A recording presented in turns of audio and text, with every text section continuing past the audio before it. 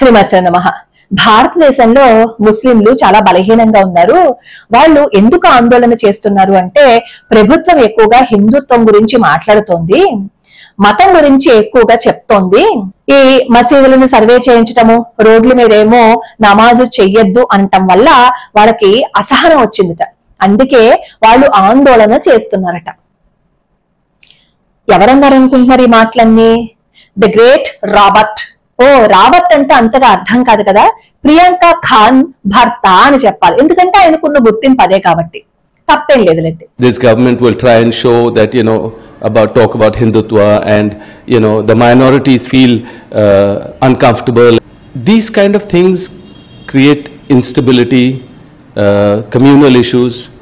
And if you see the way this act, if you dissect this act that took place, if they're looking at people's identity, why are they looking at people's identity?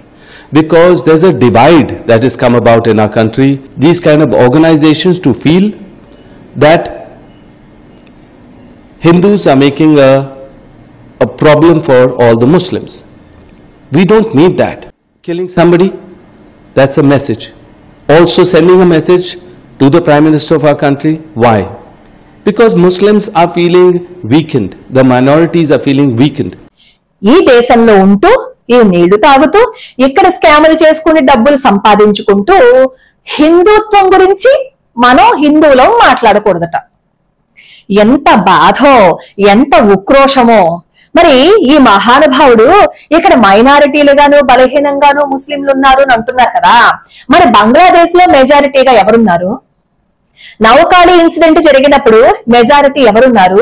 మోఫ్లా movement జరిగినప్పుడు majority ఎవరున్నారు? ఇప్పుడు పాకిస్తాన్ లో హిందువులు బాధపడుతున్నారు కదా, మరి పాకిస్తాన్ లో ఉన్న మెజారిటీలు ఎవరు? ఇక్కడ అన్ని చోట్ల మెజారిటీగా ఉన్నారు కదా, అప్పుడు కూడా హిందువులే కదా ఊచకోత కోసేసి హిందువులే కదా ఇష్టం వచ్చినట్లు ఏడిపించుకుని తినేస్తున్నారు. మరి అక్కడ అన్ని చోట్ల ఆ సంఘటనలు ఎందుకు జరుగుతున్నాయి? నోరుంది కదా అని ఇష్టం వచ్చినట్టు మాట్లాడకండి. బలహీనంగా ఉన్నారు మైనారిటీలు, పాపం వాళ్ళ ఆందోళనకి గురవుతున్నారు అని అంటున్నారు కదా, మీకు అంత బాధగా ఉండి, వాళ్ళ మీద మీకు అంత ప్రేమగా ఉంటే వాళ్ళ దేశాలకు పోవచ్చుగా, ఇక్కడెందుకు?